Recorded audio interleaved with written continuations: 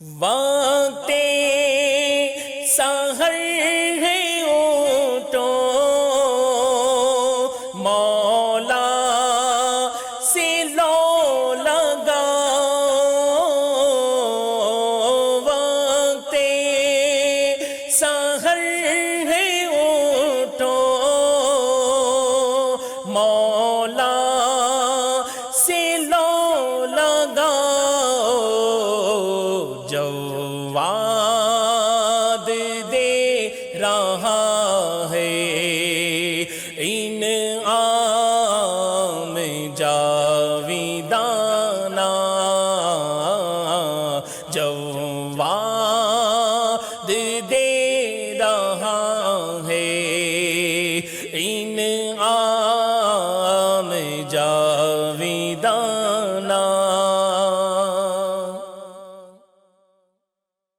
اعوذ باللہ من الشیطان الرجیم، بسم اللہ الرحمن الرحیم، الحمدللہ رب العالمین والصلاة والسلام علی سید الانبیاء والمرسلین، جزا اللہ عنا سیدنا و مولانا محمدا ما ہوا اہل۔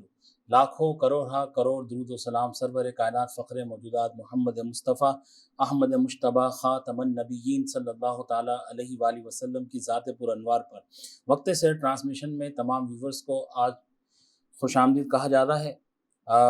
کل آپ نے ختم نبوت کے حوالے سے ایک پروگرام دیکھا تھا، آج اسی پروگرام کا دوسرا حصہ کرنے جا رہے ہیں۔ وقت کو ضائع کیے بغیر میں دعوت سوال دینا چاہتا ہوں۔ بہت ہی پیاری شخصیت جنہوں نے کل آپ سے ختم نبوت کے موضوع پہ بات کی، عالم اسلام کی مشہور و معروف شخصیت ہیں، میری مراد مفتی ارشاد القادری دامت برکاتہم عالیہ۔ السلام علیکم ورحمۃ اللہ۔ وعلیکم السلام ورحمۃ اللہ وبرکاتہ۔ حضرت ختم نبوت سے متعلق احادیث مبارکہ میں کیا باتیں آئی ہیں، کچھ ہمارے ناظرین کو ارشاد فرما دیں۔ بسم اللہ الرحمن الرحیم، الحمد لولیہ والصلاۃ علی نبیہ وعلی آلہ واصحابہ المتأدبین بآدابہ، اما بعد فاعوذ باللہ من الشیطان الرجیم، بسم اللہ الرحمن الرحیم۔ قال اللہ تبارک وتعالی فی القرآن المجید، ما كان محمد ابا احد من رجالکم ولكن رسول اللہ وخاتم النبیین وكان اللہ بكل شیء علیما، وقال النبی صلی اللہ علیہ وسلم ارسلت الى الخلق کافہ وختم بی النبیون او کما قال علیہ الصلوۃ والسلام۔ بسم اللہ الرحمن الرحیم۔ عقیدہ ختم نبوت چونکہ یہ بنیادی عقیدوں میں سے ہے، اور اس پر ہم نے گزشتہ درس میں اور گزشتہ سیشن میں کافی ہم نے سیر حاصل گفتگو اس پر کی ہے۔ قرآن کی آیت تو ایک یہ جو آیت مبارکہ جو آپ نے ابھی سماعت فرمائی کہ ما کان محمد ابا احد من رجالکم ولکن رسول اللہ وخاتم النبیین، یہاں پر ایک نقطہ بیان کر دوں۔ اس آیت مبارکہ کے احادیث کی طرف ہم پیش قدمی کرتے ہیں کہ یاد رکھیے گا، قرآن میں رب نے ارشاد فرمایا کہ محمد صلی اللہ علیہ وسلم تمہارے مردوں میں سے کسی کے بھی باپ نہیں ہے، ٹھیک ہے نا۔ اب سوال یہ پیدا ہوتا ہے کہ یہاں پر مردوں میں سے باپ ہونے کی نفی کر دی، ٹھیک ہے نا۔ اب جو ایک نحوی قاعدہ ہے، نحوی قاعدہ کلیہ ہے کہ لاکن جو ہوتا ہے نا وہ استدراک کے لیے آتا ہے، آگے لاکن آ رہا ہے، ولیکن رسول اللہ وخاتم النبیین۔ استدراک کا معنی یہ ہوتا ہے کہ کلام سابق میں ایک وہم پیدا ہو رہا ہوتا ہے، اس وہم کو دفع کرنے کے لیے لاکن کو لایا جاتا ہے تاکہ سابقہ جو کلام میں وہم ہوتا ہے وہ دفع ہو جائے۔ اب یہاں پر سابقہ کلام میں وہم کیا پیدا ہوا، سوال یہ پیدا ہوتا ہے، ٹھیک ہے نا۔ تو وہم یہ پیدا ہوا کہ میرے آقا کریم صلی اللہ علیہ وسلم یعنی کہ مردوں میں سے کسی کے باپ نہیں ہے، یعنی کہ ابوت کی باپ ہونے کی نفی کر دی، صحیح نا۔ تو اب سوال پیدا ہوا کیا مطلقاً باپ ہونے کی نفی کر دی؟ سوال پیدا ہوا، ایک وہم پیدا ہوا جی۔ تو اب اس کا جواب لاکن کے ذریعے دیا جا رہا ہے کہ یہاں پر حقیقی مردوں کے حقیقی باپ ہونے کی نفی کی گئی ہے، روحانی باپ ہونے کی نفی نہیں کی گئی، اور اس اعتراض کا جواب لاکن کے ذریعے کی دیا جا رہا ہے، اس وہم کو دفع کیا جا رہا ہے کہ ولیکن رسول اللہ ہے، لیکن وہ اللہ کے رسول ہے، اور اللہ کا جو رسول ہوتا ہے وہ امت کا روحانی باپ ہوا کرتا ہے۔ تو امت کا روحانی باپ بھی ہے میرے محبوب۔ اب یہاں پر یاد رکھیے گا کہ چونکہ آقا کریم صلی اللہ علیہ وسلم، ہمارے نبی کریم صلی اللہ علیہ وسلم کی جو اولاد تھی وہ بچپن میں، یعنی کہ نرینہ اولاد کی بات ہو رہی ہے، یعنی کہ بیٹوں کی بات ہو رہی ہے، وہ بچپن میں ہی انتقال کر گئے، 3 بیٹے، 4 صاحبزادیاں اور 3 صاحبزادے، ٹھیک ہے نا۔ تو اب سوال یہ پیدا ہوتا ہے کہ ان کو جو ہے زمانہ بلوغت یا جوانی کی عمر تک رسائی رب کی بارگاہ سے کیوں نہیں ملی، یعنی کہ وہ جوان کیوں نہیں ہوئے؟ جی تو اس اعتراض کا جواب جو ہے اس سبحان آیت اللہ، کے دوسرے جز میں آ رہا ہے، سبحان اللہ، کیونکہ نبی کا جو بیٹا ہوتا ہے وہ بھی نبی ہوا کرتا ہے، جی جی جی جی نبی کا بیٹا بھی نبی ہوا کرتا ہے، اور یہی وجہ ہے کہ روحانی باپ ہونے کی یعنی کا اس بات کیا رب نے۔ اور جب سورہ کوثر کی آپ جو ہے تفسیر شان نزول کو اٹھا کر دیکھیں تو اس وقت جو ہے عاص بن وائل نے یہ بکواس کی تھی کہ جب جو ہے حضرت ابراہیم کا انتقال ہوا تھا، جی جو ماریہ قبطیہ سے پیدا ہوئے تھے رضی اللہ تعالیٰ، ان کا جب انتقال ہو گیا 16-17 ماہ کے تھے وہ جب انتقال کر گئے تو اس وقت جو ہے اس نے بکواس کی تھی کہ محمد صلی اللہ علیہ وسلم کا جو ہے نسب وہ منقطع ہو گیا، تو رب نے پوری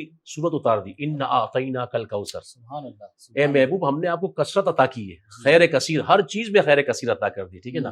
اور پھر فصلی لربک وانحر ان شانئک، بے شک اے محبوب آپ کا جو دشمن ہوگا نا جی وہی وہ ہوگا جو مقتول نسل ہوگا، اس کی نسل آگے نہیں بڑھے گی۔ اور آج آپ دیکھیے میرے آقا کی جو نسل مبارکہ جو بڑی ہے سیدہ کائنات فاطمہ الزہرا، یہ بھی نبی کے ایک امتیازی وصف ہے نا، جی ہاں کہ لوگوں کا نسب چلتا ہے بیٹے سے، جی ہاں لیکن میرے آقا کی ایک خاص جو ہے صفت ہے، ایک امتیازی صفت ہے، خصوصیت ہے، تو لہذا میرے اور آپ کے نبی کا جو نسب چلا ہے وہ بیٹی سے چلا ہے۔ اور تو اسی کا جواب کہ نبی کا جو بیٹا ہوتا ہے وہ بھی کیا نبی ہوا کرتا ہے، اور چونکہ اللہ تبارک و تعالیٰ نے ختم نبوت کے تاج کو نبی کے سر پر سجانا تھا، سبحان اللہ، سبحان اللہ، اگر نبی کا بیٹا زندہ رہتا، بلوغت کو پہنچتا تو اور پھر اس کو بھی نبی بنایا جاتا، کیونکہ نبی کا بیٹا بھی نبی ہوتا، تو ختم نبوت کی جو یہ آیات تھی وہ صادق نہ آتی۔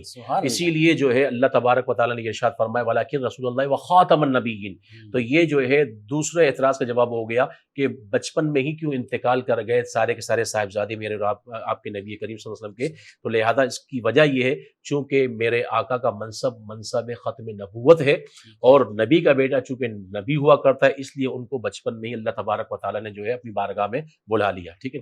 اب آ جائیے احادیث کی طرف۔ احادیث اگر ہم دیکھتے ہیں تو احادیث جیسے ابھی آپ نے سماعت فرمایا تمہیدی کلمات میں آقا فرماتے ارسلت الی الخلق کافہ، یہ بھی میرے آقا کا ایک وصف ہے، دوسرا وصف بھی آ رہا ہے کہ مجھے تمام مخلوق کی طرف نبی بنا کر بھیجا گیا ہے۔ دیگر انبیاء مخصوص گروہ، مخصوص قبیلے، مخصوص قریے، مخصوص بستی کی طرف آتے تھے، لیکن یہ میرے اور آپ کے نبی کا خاصہ ہے کہ ارسلت الی الخلق کافہ، کہ مجھے تمام مخلوق کی طرف، اب دیکھ خلق کافہ، صرف اس میں جن اور انس نہیں آئے، پوری وحوش و طیور بھی آ گئے، فرشتے بھی آ گئے، یعنی جو بھی مخلوق ہے ان تمام مخلوق کی طرف رسول بنا کر بھیجا گیا ہے۔ یہی وجہ ہے کہ اب کنکر بھی کلمہ پڑھ رہے ہیں، درخت بھی کلمہ پڑھ رہے ہیں، جانور بھی کلمہ پڑھ رہے ہیں، یہاں تک کہ وہ ہرنی والا واقعہ جس کو میرے آقا کریم آزاد فرماتے اور وہ کلمہ توحید و رسالت کہتی ہوئی جو ہے دوڑتی چلی جا رہی تھی، اسی طریقے سے اونٹنی جو ہے وہ بارگاہ گوہ نے سرکار کی جو ہے نبوت اور رسالت کی جو ہے گواہی دی، یعنی کہ آپ کو ان گنت مثال ملے گی کہ پوری مخلوق کی طرف مجھے رسول بنا کر بھیجا گیا ہے۔ اور دوسری طرف وَخُتِمَ بِيَ النَّبِيُّونَ، نبیوں کا سلسلہ جو آدم علیہ السلام سے چلا تھا میری ذات پر آ کر اللہ تبارک و تعالیٰ نے اس کو ختم فرما دیا ہے۔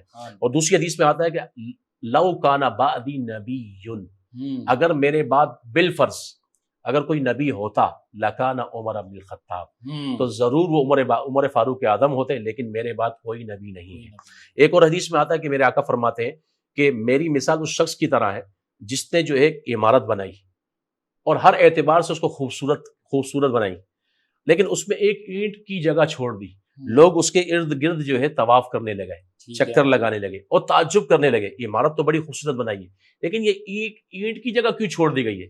تو میرے آقا فرماتے ہیں وہ ایک اینٹ کی جگہ جو چھوڑی گئی تھی وہ میں ہوں۔ سبحان اللہ، وہ قصر نبوت سے تشبیہ دی میرے آقا نے، وہ نبوت کا جو ہے ایک عمارت تھی اور ایک اینٹ جو رہ گئی تھی، اس اینٹ کی خالی جگہ کو میں نے آ کر پر کر دیا اور اب نبوت کی عمارت مکمل ہو گئی، اب کسی اور نبی کی گنجائش نہیں۔ یہاں پہ وقت ہوا ہے ایک چھوٹے سے وقفے کا، کہیں نہ جائے گا، ختم نبوت پہ اہم سوالات باقی ہیں، ضرور اس پروگرام کو دیکھیں۔ ملتے چھوٹے سے وقت سے ٹرانسمیشن میں ہمارے تمام ویورز کو ایک بار پھر خوش آمدید کہتے ہیں۔ حضرت پاکستان میں 1953 میں ختم نبوت کی ایک تحریک چلی تھی، اس حوالے سے کچھ بتائیں حضرت ہمیں۔ بسم اللہ الرحمن الرحیم، بہت اہم سوال، عقیدہ ختم نبوت کی جو تحریک 1953 میں چلی پاکستان میں، دیکھیے پاکستان کا جو ہے اور ہم اہل سنت جماعت کے لیے ایک المیہ ہے جی کہ جب سے پاکستان یعنی بننے سے پہلے کی بات کریں یا بننے اور ہمارے سے وجود میں آنے کی بات کریں، اہل سنت جنہوں نے جو ہے ان کے مشائخ علماء نے، کیونکہ اصل وارث ہم اس ملک کے پاکستان کے، ٹھیک ہے نا، تو لہذا جو ہے اب اصل وارثوں کو ان کا حق نہیں دیا گیا۔ پاکستان بننے سے پہلے جو جنہوں نے قربانیاں دی، پاکستان بننے کے بعد جو قربانیاں دیتے چلے آ رہے ہیں، اب یہاں پر جو ہے المیہ یہ ہے اور طرفہ یہ ہے یہاں پر کہ جنہوں نے قربانیاں دی جو اصل وارث تھے ان کو بالکل بالائے طاق رکھ دیا گیا، یعنی کہ دودھ میں سے کیا ہے بال کی طرح، آٹے میں سے بال کی طرح، دودھ میں سے مکھی کی طرح نکال کر ان کو کیا پھینک دیا گیا۔ یہ ہماری بد نصیبی ہے کہ جب سے پاکستان ہمارے سے وجود میں آیا، پاکستان بننے کی مخالفت کرنے والے جو پاکستان بننے سے پہلے مخالف تھے، صحیح نا، ان کو جو ہے پاکستان بننے کے بعد انہوں نے جو ہے اس پاکستان کے لیے اپنے آپ کو سب سے بڑا ٹھیکیدار بنا کر پبلک کے سامنے شو کیا کہ حقیقی طور پر قربانی دینے والے ہم ہیں۔ جیسے کئی آپ کو جو ہے بد مذہب اور باطل فرقے ملیں گے، اور انہی میں سے یہ قادیانی بھی تھے جو پاکستان بنانے کے سخت مخالف تھے، اور جب پاکستان بن گیا تو اس پاکستان کی جڑوں کو کھوکھلا کرنے میں ان کا سب سے اولین درجے کا کردار ہے۔ اب ہماری جو ہے بد نصیبی دیکھیے کہ پاکستان جب ہمارے سے وجود میں آیا، سب سے پہلا جو وزیر خارجہ بنا چودھری ظفر اللہ خان، ٹھیک ہے، یہ قادیانی تھا۔ اچھا، اس نے جو ہے اب اس کا پس منظر میں بتا رہا ہوں کو 53 کی جو تحریک ختم نبوت جو چلی تھی، دراصل بلوچستان چونکہ پسماندہ تھا، ٹھیک ہے، جو صوبہ تھا، تو اب وہاں کی پسماندگی سے فائدہ اٹھانے کے لیے وہاں پر انہوں نے جو ہے یعنی کہ فنڈ دینا شروع کر دیا، اور وہاں پر اپنے یعنی کہ لوگوں کو ہم خیال بنانا شروع کر دیا، یہاں تک کہ ایک وقت یہ بھی آیا کہ یہی چودھری ظفر اللہ خان جو قادیانی تھا، مرزائی تھا، لاہوری تھا، اس نے اعلان کر دیا کہ ہم بلوچستان کو قادیانی اسٹیٹ بنانے جا رہے ہیں، یعنی کہ اتنا بڑا اعلان کر۔ اس وقت علماء جو ہے بیدار ہوئے، علماء اہل سنت بالخصوص ابو الاسناد محمد احمد قادری علیہ رحمہ، اس طریقے سے جو نا عبدالستار خان نیازی علیہ رحمہ، مولانا شاہ احمد نورانی صدیقی میرٹھی علیہ رحمہ، یہ جو ہے اہل سنت کے علماء یہ کھڑے ہوئے کہ اس اعلان کے بعد جو ہے اس وقت علماء اہل سنت جو ہے بیدار ہوئے، انہوں نے باقاعدہ تحریک چلائی کہ یہ قادیانی اسٹیٹ کہ ہم نے اس کو اسلام کے نام پر حاصل کیا، اور آج اس کو جو ہے اس کے ایک حصے کو بلوچستان کو قادیانی اسٹیٹ بنانے کی بات کی جا رہی ہے۔ تو وہاں سے تحریک اٹھی، یہاں تک کہ یہی چودھری ظفر اللہ خان جب جو ہے نشتر پارک کے اندر جلسہ ہوا تھا، اس کے اندر اس نے جو ہے برملا کہا تھا، بغیر کسی جو ہے ڈر اور خوف کے، باغ کے، اس نے کہا تھا کہ میں سب سے پہلے قادیانی ہوں، اس کے بعد کچھ اور ہوں۔ ذرا غور کیجئے، سب سے پہلے میں قادیانی ہوں، اس کے بعد میں کچھ اور ہوں۔ یہ چودھری ظفر اللہ خان کے ریمارکس ہیں نشتر پارک کے اندر، اس نے جو بکواس کی تھی۔ اب جب تحریک چلی اور علماء، مشائخ، عوام جب روڈوں پر نکلی، تو بہرحال جو ہے اس کا ریاکشن کیا ہوا، چونکہ ریاست تو طاقتور ہوتی ہے آپ کے سامنے ہی، تو اس وقت 53 کی جو تحریک ختم نبوت تھی، بالخصوص جو مرکز بنا تھا اس وقت لاہور کی مسجد وزیر خان، مشہور مسجد ہے، یہ مرکز بنا تھا، یہاں سے جو تحریک اٹھی تھی وہاں پر جو ہے، اور یعنی کہ پورے پاکستان میں جب تحریک اٹھی تو انہوں نے جو ہے قادیانی جو وزیر خارجہ تھا چودھری ظفر اللہ خان، اس نے چونکہ طاقت کا بھرپور استعمال کیا، اس وقت 10,000 سے زائد مسلمانوں کو شہید کیا گیا، 10,000 سے زائد مسلمانوں کو شہید کیا گیا۔ ذرا غور کیجئے، اسلامی ریاست کے اندر مسلمانوں کے خلاف جو ہے یہاں پر جو ہے ٹارچر کیا جا رہا ہے، جنہوں نے اس ملک کے لیے قربانی دی انہی کو جو ہے دوبارہ تیگ کیا گیا۔ تو یہ جو ہے پس منظر تھا 53 کی ختم نبوت کی جو تحریک چلائی گئی، اس میں علماء اہل سنت نے بڑھ چڑھ کر حصہ لیا۔ بہرحال جب علماء نے جو ہے آگے بڑھ کر پیش قدمی کی تو ان کو پسپا ہونا پڑا، اور پھر یہ قادیانی ریاست بننے سے بلوچستان الحمدللہ محفوظ ہو گیا۔ حضرت 7 ستمبر 1974 میں پاکستان کے آئین کے مطابق ان قادیانی کو کافر قرار دے دیا گیا تھا، اس کے پس منظر محرک کون تھے، کس نے اس کو مطلب پائے تکمیل تک پہنچایا؟ بسم اللہ الرحمن الرحیم، بالکل بہت اچھا سوال آپ نے یہاں پر یعنی کہ اٹھایا۔ دراصل بات یہ ہے کہ کہا جاتا ہے نا المعاصرت سبب المنافرت، ہم اثر ہونا یہ نفرت کا سبب ہے، صحیح نا؟ تو جو ہمارے علماء نے جو قربانیاں دی ہیں، ٹھیک ہے نا، ان قربانیوں کو چاہے وہ تحریک پاکستان کے حوالے سے ہو، صحیح نا، یا پھر اس کے بعد جو ہے کوئی بھی یعنی کہ قرارداد ہو، کوئی بھی قانون پاس کرنا ہو، اس میں جو بھی قربانیاں ہوں ان کو علماء اہل سنت قربانیوں کو جو ہے چھپا دیا گیا، جی بالائے طاق رکھ دیا گیا. انہی مظالم میں سے ایک ظلم یہ بھی ہوا ٹھیک ہے. اہل سنت کے مشائخ اور علماء پر. ٹھیک ہے نا. اب ہم 7 ستمبر 1974 میں جو مرزائیوں کو، قادیانیوں کو غیر مسلم اقلیت قرار دیا گیا اور باقاعدہ اسمبلی سے جو ہے قانون پاس ہوا، اس کے محرک کی طرف ہم آتے ہیں. سب سے پہلے اس کا باعث کیا تھا؟ جی ہاں. یہ محرک کیوں پیدا ہوا اور قرارداد کیوں پیش کی گئی؟ اس کا پس منظر کیا ہے؟ دراصل پنجاب کا ایک نشتر میڈیکل کالج ہے، ٹھیک ہے. وہاں کے طلباء 29 مئی 1974 کو دراصل شمالی علاقہ جات میں گھومنے کے لیے جا رہے تھے. ٹھیک ہے. ربوہ چناب نگر موجودہ جو جی ان کا آج جو ہے گڑھ بنا ہوا ہے. ٹھیک ہے نا. اور یہ دراصل میں اضافہ کروں، یہ وہ گڑھ ہے کہ انہوں نے کوڑیوں کے مول ہزاروں ایکڑ زمین جو ہے اس وقت انگریز حکومت تھی، گورنمنٹ تھی، جی ہاں. ان سے انہوں نے خریدی تھی، اور کوڑیوں کے مول یعنی کہ سمجھ لیجئے 1 روپے یا 2 روپے کے عوض، یعنی کہ اس طریقے سے انہوں نے کیا ہے لیز پر حاصل کی تھی. اور چونکہ اب 99 سالہ لیز اور 100 سالہ لیز جو ہوتا ہے اس طریقے سے، تو بہرحال انہوں نے وہ زمین خریدی. آج انہوں نے وہاں پر ریاست کے اندر ریاست قائم کی ہوئی، یعنی کہ ان کا اتنا اثر و رسوخ ہے اس علاقے کے اندر کہ کوئی بھی جو ہے، یعنی کہ بڑے سے بڑا صدر یا وزیر اعظم ہی کیوں نہ ہو، ان کے بڑے کی اجازت کے بغیر اندر داخل بھی نہیں ہو سکتا. یعنی کہ اتنا اثر و رسوخ ہے. ان کا اپنے تھانہ ہے، ان کے اپنے معاملات ہیں، اپنے سارے کے سارے، یعنی کہ ریاست کے اندر ریاست ایک تمام چیزوں کو گھیرنے کے لیے کافی اور وافی ہے. بہرحال ربوہ جو چناب نگر ہے موجودہ، وہاں پر جب ٹرین رکتی ہے، صحیح نا، اسٹیشن پر، تو وہاں پر جو ہے، چونکہ آپ کو پتہ ہے عشق مصطفیٰ اور نبی کی محبت تمام کی، چاہے وہ کیا ہے مذہبی یعنی کہ گیٹ اپ رکھتا ہو یا نہ رکھتا ہو، نبی سے محبت تو ہر شخص کے دل میں ہوتی ہے. تو وہاں پر جو عقیدہ ختم نبوت کا پرچار یا عقیدہ ختم نبوت کے حوالے سے نعرے لگائے اس وقت طلباء نے، ماشاءاللہ، عقیدہ ختم نبوت کے بارے میں زندہ باد، اس قسم کے نعرے لگے. تو اس وقت ٹرین تو چلی گئی. جی.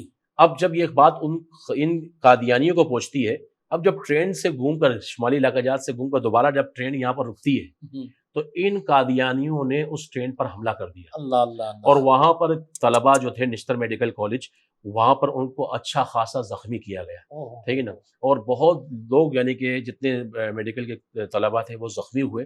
یہ جب خبر پہنچی پوری ملک میں، جنگل کی آگ کی طرف پھیل گئی، تو اس وقت جو ہے باقاعدہ علماء اہل سنت جو ہے وہ بیدار ہوئے. اور پھر علامہ شاہ احمد نورانی صدیقی میرٹھی علیہ رحمہ نے ایک قرارداد پیش کی، جو کہ 30 جون، مئی کا واقعہ تھا، 29 مئی، 1 مہینے کے بعد قرارداد تیار کی. یہ صحرا ہے، یہ محرک ہے. قرارداد پیش کرنے کے محرک شاہ احمد نورانی صدیقی میرٹھی علیہ رحمہ ہے. انہوں نے ایک جو ہے قرارداد پیش کی 30 جون 1974 میں، اور پھر اس پر جو ہے 22 ارکان اسمبلی کے دستخط تھے. ٹھیک ہے نا. اور اس پر جو ہے پھر 2 سے 2.5 مہینے تک ڈیبیٹ ہوتی رہی. اور سامنے والی جو فریق تھے قادیانی مرزائی، ان کو باقاعدہ اپنے حق میں بولنے کا جو ہے، اپنے بارے میں بولنے کا حق دیا گیا کہ آپ اس موضوع پر گفتگو کریں. جب یہ کہا گیا تو 22 ارکان نے اس پر دستخط دیے، اور پھر 7 ستمبر 1974 کا وہ بہترین اور خوبصورت اور جو ہے روشن دن طلوع ہوا کہ جب ان قادیانیوں کو غیر مسلم اقلیت قرار دے دیا گیا.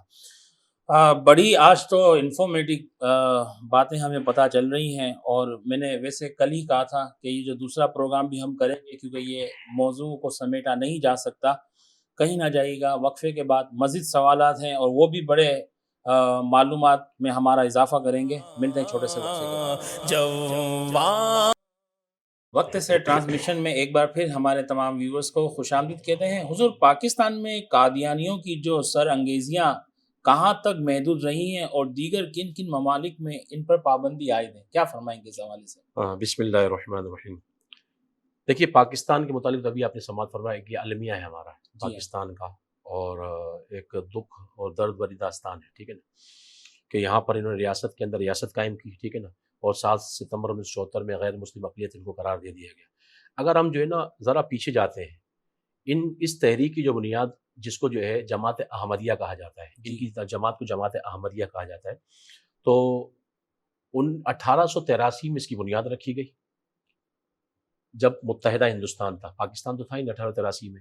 پھر جب 100 سال گزرے تو پاکستان جب معرض وجود میں آیا، تو 1983 کے اندر انہوں نے اپنے ربوہ چناب نگر میں باقاعدہ 100 سالہ جشن جماعت احمدیہ کے نام سے ایک جو ہے نا پروگرام منعقد کرنے کی کوشش کی کہ ہم جو ہے پروگرام کرنا چاہ رہے ہیں، تو اس وقت جو ہے علماء پھر بیدار ہوئے تھے اور اس وقت جو ہے اس پروگرام کو روکنے کی بہت کوشش کی، اور الحمدللہ علماء اہل سنت کی جو ہے کوششوں سے کاوشوں سے 1983 کے اندر یہ جو لوگ 100 سالہ جشن جماعت احمدیہ جو ہے منانا جا رہے تھے ان کو روک دیا گیا، اس پر پابندی لگا دی گئی۔ اب یاد رکھیے گا یہ جماعت احمدیہ پاکستان کے اندر ان کی شرارتیں کس حد تک بڑھ گئی تھی اس کا اندازہ آپ خود لگائیے۔ 1950 سے 1960 یہ 60 کی جو دہائی کہلاتی ہے جس کو، اس وقت چونکہ آپ نے ابھی سماعت فرمایا چودھری ظفر اللہ خان، جی ہاں، یہ اس وقت جو ہے وزیر خارجہ تھا۔ اب ان کا اثر و رسوخ دیکھیے، اس وقت ان کا جو سربراہ تھا، لیڈر جس کو کہتے ہیں، ہاں وہ تھا مولانا، ان کا جو تھا مرزا بشیر، اچھا مرزا بشیر کر کے تھا۔ اس نے جو ہے 60 کی دہائی میں اعلان کیا، کہا کہ پاک فوج کے اندر، پاک فوج کی بات کر رہا ہوں کتنا عظیم ادارہ ہے، کہا کہ پاک فوج میں اس وقت 17 جرنیل تھے اس وقت 60 کی دہائی میں۔ اس وقت اس نے اپنے لوگوں کو جمع کیا اور کہا کہ 17 جرنیلوں میں سے 13 جرنیل ہمارے قادیانی ہیں، اب تمہیں جو ہے اس شعبے میں کام کرنے کی ضرورت نہیں ہے، اب تمہیں گورنمنٹ کے دیگر شعبوں میں کیا ہے پھیلنا چاہیے اور وہاں پر اثر و رسوخ کیا ہے قائم کرنا چاہیے۔ ذرا غور کیجیے، 60 کی دہائی میں 17 جرنیلوں میں سے 13 جرنیل جو قادیانی ہوں، اس وقت کیا صورتحال ہوگی؟ آپ قیاس کریں اور اندازہ لگائیں کہ آج اس بڑے بڑے کی جو یعنی کہ منصب ہیں اور جو ہے اہم منصب ہیں، ان میں قادیانی کس طرح سے اندر گھسے ہوئے ہیں، چاہے وہ عدالتی نظام ہو آپ کا، چاہے ایجوکیشن سسٹم ہو آپ کا، چاہے فوجی سسٹم ہو آپ کا، چاہے پولیس کا محکمہ ہو، ان تمام گورنمنٹ کے جو ادارے ہیں اس کے اندر انہوں نے کتنا قدم جما لیا ہوگا۔ یہ 60 کی دہائی کی بات کر رہا ہوں کہ 17 جرنیلوں میں سے 13 جرنیل ان کے قادیانیوں کے تھے، ٹھیک ہے نا۔ پھر ان کی جو شرنگیزیاں جو رہی ہیں کہ انہوں نے اپنے علاقے کو جو ہے صحیح نا مختلف طریقوں سے کیا ہے تعبیر کیا، یہاں تک کہ معاذ اللہ اسلام کے خلاف یہ ان کی یعنی کہ یوں سمجھ سیاہ تاریخ جس کو کہیں گے، یہ ہے کہ انہوں نے معاذ اللہ اپنے باتھ روموں کے دروازوں میں کلمہ توحید لکھا ہوا تھا، معاذ اللہ۔ یہ ایک تاریخ، سیاہ تاریخ ہے، یاد رکھیے گا۔ اب جب ان پر پابندی لگی تو یاد رکھیے گا پھر اس کے بعد دیگر جو ہے یعنی کہ ممالک جو تھے اسلامی ممالک وہ بھی میدان میں آئے، جیسے ہم مصر کی بات کرتے ہیں، ہم شام کی بات کرتے ہیں، ہم ترکی کی بات کرتے ہیں، اس طریقے سے جو ہے ہم جو ہے سعودی عرب کی بات کرتے ہیں، ہم جو ہے مصر کی بات کرتے ہیں، ٹھیک ہے نا۔ بالخصوص ہم یعنی بنگلہ دیش کے بعد ہم افغانستان کی طرف آ جاتے ہیں۔ افغانستان کے اندر جو ہے بہت زیادہ ان پر جو ہے شدت کے ساتھ پابندی، کیونکہ افغانستان الحمدللہ جو ہے وہ ایک سنی اسٹیٹ ہے اور سنیوں ہی کے جو ہے ماتحت رہا ہے، اور الحمدللہ سب یا رسول اللہ کہنے والے ہیں الحمدللہ۔ یہ بھی یعنی کہ ویورز کو میں باور کروا دوں کہ یہ ذہن میں بٹھا لیجیے کہ الحمدللہ افغانستان جو ہے وہ اہل سنت کا جو ہے گڑھ ہے، اور الحمدللہ یا رسول اللہ کہنے والے ہیں۔ لوگ یہ سمجھتے ہیں کہ دیگر مذہب کے ماننے والے ہیں یا دیگر جو ہے عقیدے کے حامل ہیں، ایسا ہرگز نہیں ہے۔ یاد رکھیں افغانستان کے اندر یہ بات جب یعنی کہ مناظرے کی بات آئی تھی، جب قادیانی جو ہے گروہ یہ مناظرے کے لیے افغانستان کے علماء کے پاس گیا اور کہا کہ ہم آپ سے مناظرہ کرنا چاہتے ہیں، کس موضوع پر؟ عقیدہ ختم نبوت پر۔ اس وقت افغانستان کے علماء نے دوسری بات نہیں کی، اس پورے کے پورے گروہ کو جو ہے واصل بجہنم کر دیا، سب کو اڑا دیا۔ کیوں؟ سوال پیدا کیوں ان کو بولنے کا موقع نہیں دیا گیا؟ تو انہوں نے بطور ریئیکشن اور رد عمل کے جواب کے کہا کہ بھائی مناظرہ اختلافی مسئلے پر ہوتا ہے۔ مناظرے کی تعریف اگر آپ دیکھیے، توجہ المتخاصمین فی النسبۃ بین شیئین اظہارا للصواب، کہ دو لوگوں کا کسی شے کی نسبت منسوب کرنے نسبت میں متوجہ ہونا حق کو پانے کے لیے۔ حق تو واضح ہے کہ اللہ کے محبوب کی ذات پر جو ہے اللہ نے نبوت کے سلسلے کو ختم فرما دیا، تو مناظرہ اختلافی مسئلے پر ہوتا ہے، بدیہی اور اتفاقی اور اجتماعی مسئلوں پر نہیں ہوتا۔ تو علماء افغانستان کے علماء اہل سنت جو تھے ان کے اس عمل سے یعنی کہ پوری دنیا کے مسلمانوں کی آنکھیں کھل جانی چاہیے کہ ان سے ڈیبیٹ نہیں کی جائے گی، کیونکہ عقیدہ ہے ختم نبوت اتنا بدیہی عقیدہ ہے کہ بچہ جانتا ہے کہ ہمارے نبی آخری نبی ہے۔ تو جب جو چیز بدیہی ہو اس پر جو ہے دلیل کا مطالبہ بہرحال نہیں کیا جاتا۔ حضرت پاکستان کے آئین کے مطابق تو قادیانیوں پر پاکستان میں کسی قسم کی پابندیاں جو ہیں، اس کے باوجود یہ اتنی کیسے یہ سارا کام سر انجام دیتے ہیں؟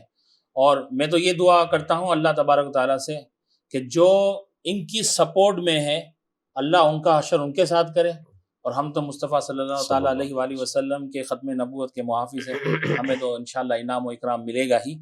حضرت کیا فرمائیں گے اس حوالے سے؟ بسم اللہ الرحمن الرحیم۔ دیکھیے اسلام کا یہ جو ہے ایک المیہ رہا ہے، یہ 14 سالہ 14.5 سالہ تاریخ آپ اٹھا کر دیکھیں تو میر جعفر اور میر صادق کے جو کردار ہیں وہ آپ کو ملیں گے، آپ کو صحیح نا، اسلام کی صفوں کے اندر آپ کو ایسے لوگ ملیں گے جس کو کہتے ہیں زر خرید، جی صحیح نا، کرائے کے لوگ، جی صحیح نا، کہ ان کو پیسہ دے کر ان کے ایمان کو، ان کے جذبات کو، ان کے خیالات کو خرید لیا جائے، ٹھیک ہے نا۔ تو یہ روز اول سے رہا ہے کہ اس دور میں بھی عبداللہ ابن ابی رئیس المنافقین، صحیح نا، اس نے اسلام کی جڑوں کو کیا کاٹنے کی کوشش کی، یکی بعد دیگرے زمانے گزرتے رہے۔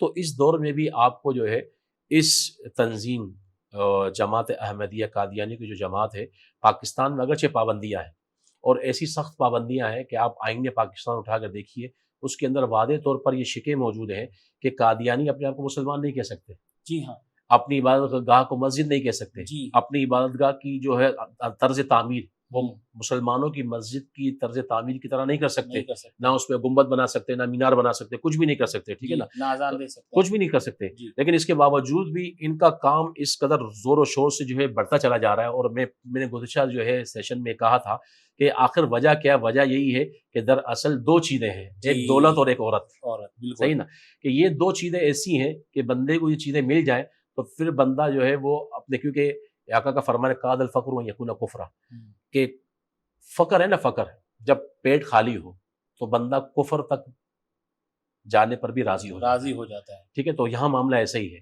تو انہوں نے کیا، دولت اور عورت، یہ دونوں چیزیں دیکھ کر لوگوں کے جذبات، خیالات، عقائد اور ان کے ایمان کو خریدا ہے، اور اس طریقے کے لوگوں اعلی کار کے طور پر ان کے لیے مہیا ہوئے ہیں، اور انہوں اور آج تک یہ ان کو استعمال کر رہے ہیں، پاکستان میں استعمال کر رہے ہیں۔ بہت پیاری پیاری باتیں ہم نے حضرت کے توسل سے جانی، اور بہت انفارمیٹو مطلب بات تھی اس کے اندر، جو ہماری نالج میں بھی نئی نئی باتیں تھیں۔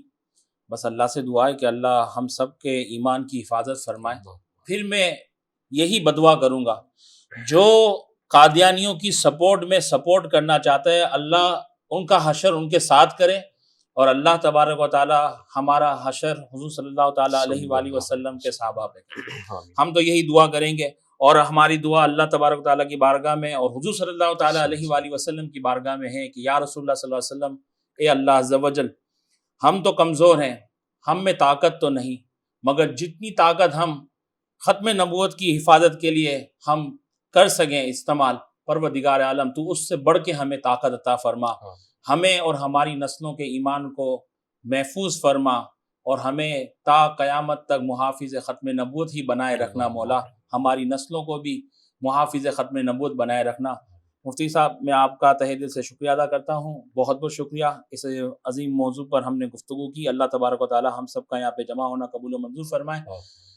اپنے میزبان شاہد الحق نوری اور مفتی ارشاد القادری صاحب مہمان کو ہمیں دیجیے اجازت، پھر ملیں گے انشاءاللہ کسی اور پروگرام میں مزید سوالات کے ساتھ۔ السلام علیکم ورحمۃ اللہ۔